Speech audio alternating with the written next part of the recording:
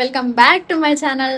Thank you for the support. ఈ last వరకు ఈ వీడియో చూడండి, ఇదైతే మీకు యూజ్ అవుతుందని అయితే అనుకుంటున్నాను. సో టుడే మన టాపిక్ వచ్చేసి మ్యాపింగ్. అసలు మ్యాపింగ్ అంటే ఏంటి, మ్యాపింగ్ జాబ్స్ చేయొచ్చా, హైక్ ఉంటుందా, ఫ్యూచర్ ఉంటుందా అనేది ఇవాళ మన టాపిక్ అన్నమాట. ఎండ్ వరకు చూసేయండి, మీకే క్లారిటీ వచ్చేసిద్ది. సో టాపిక్లోకి వెళ్ళిపోదాం మచ్చా. మ్యాపింగ్ జాబ్ అంటే ఏదైనా అప్డేటెడ్ ప్రకారం మ్యాప్స్ అలా చేస్తామన్నమాట. మ్యాపింగ్ జాబ్లో ఏదైనా క్రియేట్ చేసి ప్లాన్ చేసి దాన్ని ఎగ్జిక్యూట్ చేస్తామన్నమాట. అదే మ్యాపింగ్ జాబ్ కిందకి వస్తుంది. దీన్నే మనం GIS అని కూడా అనవచ్చు. It stands for Geographic information system అన్నమాట. సో ఇదైతే సివిల్లో ఒక సబ్జెక్ట్ ఉండిద్ది. సో దీంట్లో ఏంటంటే లైక్ మ్యాపింగ్ అనేది ఏం లేదు, ఏదైనా రోడ్స్ ఏదైనా వే చూపించేదాన్ని సింపుల్గా మ్యాపింగ్ అంటాం అన్నమాట. సో శాటిలైట్తో ఇది కొంచెం అటాచ్మెంట్ అయి ఉంటుంది. బికాస్ ఎలా అంటే ఇప్పుడు మన మ్యాప్స్ ఉన్నాయి, గూగుల్ మ్యాప్స్, అది ఎలా ట్రాక్ అవుతుంది అంటే శాటిలైట్ ద్వారా ట్రాక్ అవుతుంది. సో దీంట్లో మ్యాపింగ్ జాబ్లో మనకి శాటిలైట్ అనేది మేజర్ పార్ట్గా వర్క్ చేస్తుంది అన్నమాట. సో ఈ విజువల్ ఇన్ఫర్మేషన్ని గ్యాదర్ చేసి ఎగ్జిక్యూట్ చేసేదాన్నే మ్యాపింగ్ అంటారు. ఓకేనా. దీన్ని మ్యాపింగ్ చేసే జాబర్స్ అనలైజ్ చేసి, అంటే దాన్ని అర్థం చేసుకొని అనలైజ్ చేసి ఎగ్జిక్యూట్ చేస్తారన్నమాట ప్రజెంట్ ఇన్ఫర్మేషన్తో. ఓకేనా. ఇదైతే దీన్ని మెయిన్ డెఫినేషన్ అని అయితే అనొచ్చు అన్నమాట. సో దీని ద్వారా ఫ్యూచర్ ఉంటుందా, మ్యాపింగ్ జాబ్ ద్వారా ఫ్యూచర్ ఉంటుందా?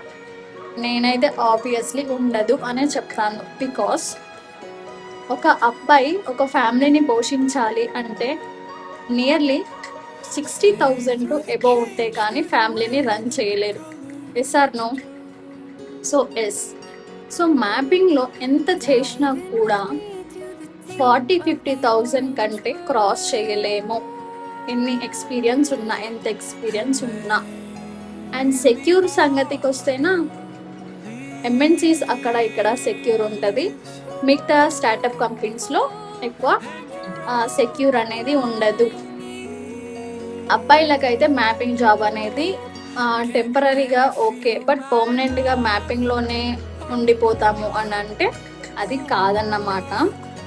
సో నా సజెషన్ అయితే కొంచెం చదివి మ్యాపింగ్ జాబ్ కాకుండా వేరేది ఐటీ కాకుండా లైక్ టెలికామ్ ఇంజనీరింగ్ అలా అయినా ఓకే, లైక్ 70,000-80,000 ఇంకా నాలెడ్జ్ ఉంటే 1 lakh 2 lakh వరకు అయినా సంపాదించవచ్చు. బట్ ఈ మ్యాపింగ్ పెరుగుతాయి, బట్ పొజిషన్స్ ఉండాలన్నమాట. కానీ మనల్ని మధ్యలోనే నొక్కేస్తారు. దాని ద్వారా మన శాలరీ అనేది ఇయర్లీ చిల్లర కంటే ఎక్కువ పెరగదు అని ఇదైతే నా సజెషన్ అన్నమాట. దీన్ని మెయిన్ ఏం, సో తెలిసిన ఫ్రెండ్స్ని కనుక్కొని వివరంగా నేనైతే చెప్తున్నాను, మ్యాపింగ్లో ఉన్న ఫ్రెండ్స్ని. And more over mapping jobs అనేవి ఎక్కడ పడితే అక్కడ ఉండవు. అండ్ దట్ టు రిఫరెన్స్ ద్వారానే మ్యాపింగ్ జాబ్స్ అనేవి క్లోజ్ అయిపోతాయి. ఫర్ ఎగ్జాంపుల్ విప్రో చూసుకుందాం. విప్రోలో చాలా మ్యాపింగ్ జాబ్స్ ఉంటాయి, బట్ అవి బయటపడే కేసెస్ చాలా రేర్ అన్నమాట. బికాస్ చాలామంది లేఅవుట్స్ కూడా ఉంటాయి, లేఅవుట్ అయ్యి లేకపోతే రిఫరెన్స్ ఎవరు ఇవ్వకపోతే ఇప్పుడు వాకింగ్ లాగా కండక్ట్ చేస్తారన్నమాట. అంటిల్ దెన్ రిఫరెన్స్ ద్వారానే అయిపోతాయి. ఇంకా TCS, కాగ్నిసెంట్ ఇవైతే అస్సలు తెలియవు, బట్ లోపట అయితే జరుగుతాయి.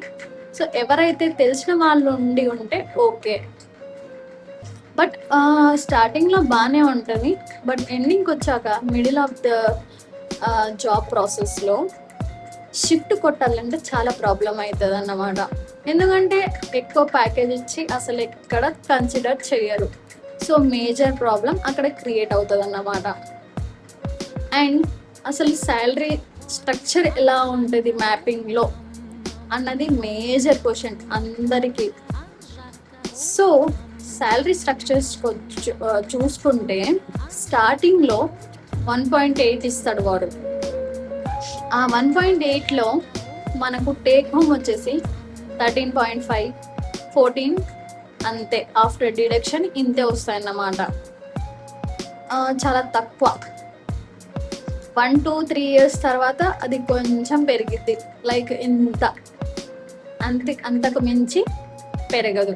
ఫర్ సపోజ్ షిఫ్ట్ కొడదాము అని అనుకుంటారు, కానీ బయట కంపెనీస్లో అంత హైరింగ్స్ ఉండవు, రిఫరెన్స్ ఉంటే కానీ నడవదు. సో నేను అనేది ఏంటంటే మ్యాపింగ్ జాబ్ కంటే better like non voice, like telecom engineering అలా చేయాలని అనట్లేను. బట్ మ్యాపింగ్ వాయిస్ ప్రాసెస్ అదైతే చాలా డిఫికల్ట్ అన్నమాట. సో నాకున్న ఫ్రెండ్స్లో చాలా ఫేస్ చేస్తున్నారు కాబట్టి నేనైతే ఇలా ముందే చెప్తున్నాను అన్నమాట. సో చెప్పుకునేటట్టయినా ఉండాలి కదా. సో అలాగా సాఫ్ట్వేర్లో ఫస్ట్ స్టార్టింగ్ అప్పుడు ఎంత నియర్లీ 3.5 ఉంటుంది. సో మన మ్యాపింగ్లో ఉన్న శాలరీ అది 4-5 ఇయర్స్కి 3.5 అని అయింది. అండ్ దట్ టు ప్రెజర్ ఉంటుందా అనేది చాలా క్వశ్చన్. సో ప్రెజర్ అనేది ఎక్కువ ఉండదు, బట్ అది ఎవరి మీద డిపెండ్ అయి ఉంటుంది అంటే టీమ్ లీడ్స్ అండ్ మనం అక్కడ ఎన్విరాన్మెంట్ని పట్టి ఉంటుంది అన్నమాట. ఎక్కడైతే మనతో ఉన్న నలుగురు బాగుంటారో అక్కడ ప్రెజర్ అనేది అనిపించదు. ఎవరైతే మనతో ఉన్న వాళ్ళతో మనకు ప్రాబ్లం అవుతుందో సో ఆటోమేటిక్గా అక్కడ ప్రెజర్ అనేది స్టార్ట్ అవుతుంది, మనకు కంఫర్ట్నెస్ ఉండదు. అండ్ మోర్ ఎవర్ ఇంకా మనకు అసలు అది సెట్ అవ్వదు అన్నమాట. ఈజీగా చెప్పాలంటే ఎంత చేసినా ప్రయత్నం చేసినా సో వర్కౌట్ అవ్వదు. సో ప్రెజర్ అనేది ఎక్కువ ఉండదు, మనం తీసుకోకూడదు. ఉన్నా కూడా కొంచెం తీసుకొని after office we have to leave, because this is a generation wear many pressures and stress cost. And మన జుట్టు కూడా చాలా ఊడిపోవడానికి మెయిన్ రీజన్ ఏంటంటే వాళ్ళు ఇచ్చే జీతం ఇంత, మనం ప్రెజర్ పెట్టుకునేది ఇంత.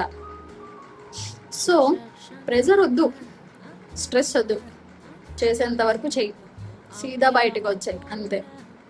సో మ్యాపింగ్ జాబ్లో చేసే వాళ్ళకి చెయ్యండి, దాంతో పాటు అరే నాకు జాబ్ ఉందరా అనుకొని వదిలేయకుండా ఇంకో దాని మీద కాన్సన్ట్రేషన్ చేసి చదువుకొని వేరే షిఫ్ట్ అవ్వండి. ఇదైతే నా హంబుల్ రిక్వెస్ట్ అన్నమాట. సో ఎవరైతే ఫ్యామిలీని మేమే రన్ చేయాలి అని అయితే అనుకుంటారో వాళ్ళకి సజెస్ట్ చేసేది ఏంటంటే పార్ట్ టైంగా చేయండి, without wasting your time you can do, but it's not life. So life కావాలి అనుకుంటే కష్టపడాలి, దాంట్లో కాకుండా వేరే దానికి షిఫ్ట్ అవ్వాలి. ఆర్ ఎల్స్ అందులోనే ఉంటే ఇప్పుడు 100% నాలెడ్జ్ ఉండాలి అనుకున్న దగ్గర నీకు 120% నాలెడ్జ్ ఉండాలన్నమాట, మొత్తం డెప్త్గా. అప్పుడు కానీ నీకు ప్రాపర్ శాలరీ స్ట్రక్చర్ రాదు. ఆల్మోస్ట్ మ్యాపింగ్లో శాలరీస్ ఎక్కువ ఉండవు, బట్ ఉంటాయి, ఎక్కడో ఒక దగ్గర ఉంటాయి. బట్ మన ఫెయిత్లో బాగుండాలి, మన ఎన్విరాన్మెంట్ బాగుండాలి, ఇదైతే మేజర్ థింగ్ అన్నమాట. సో ఇన్ కేస్ ఉన్నా కూడా మేనేజర్తో ఎలా ఉండాలి, నువ్వు ఎక్కడైతే మేనేజర్స్తో బాగుంటావో ఆటోమేటిక్గా నీకు అక్కడ లైఫ్ అనేది కొంచెం ఎక్కువ ఉంటుంది అన్నమాట. ఎప్పుడైతే మనం ఆపోజిట్ టు మేనేజర్ వెళ్తామో then our lifes ends there. And TLs అనుకోండి, మీరు ఏ దాంట్లో ఉన్నా కూడా లైక్ పొజిషన్ చేంజ్ చేసుకోవడానికి ఉండాలన్నమాట.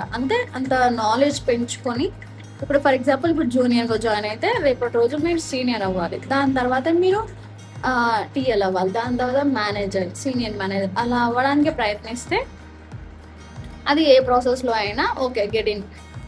సో నేను చెప్పేది ఏంటంటే మ్యాపింగ్ చేసే వాళ్ళని నేను వద్దు అనను, బట్ ఆలోచించి దాంతోపాటు వేరేది నేర్చుకొని షిఫ్ట్ అవ్వండి అనేది నా హంబుల్ రిక్వెస్ట్. సో ఈ వీడియో అయితే మీకు యూజ్ అయింది, కొంచెమైనా అర్థమైంది అనుకుంటున్నాను. సో ఇదైతే నేను ఫుల్ ఎక్స్పీరియన్స్తో చెప్తున్నాను అన్నమాట. శాలరీ అయితే ఎక్కువగా పెరగదు, దాంతోపాటు సైడ్ బిజినెస్ అయినా ఉండాలి, ఆర్ ఎల్స్ మీరు షిఫ్ట్ అయినా కొట్టాలి. So I hope you understand, ప్రతి ఒక్కరికి ఇది అర్థమైంది అనుకుంటున్నాను. సో బాధ పెట్టాలనే కాదు, ఇప్పుడు బాధపడితే కానీ ఫ్యూచర్లో బాగుండలేము అన్న దాంతో నేను మ్యాపింగ్ మీద వీడియో చేశాను అన్నమాట. So thank you, bye.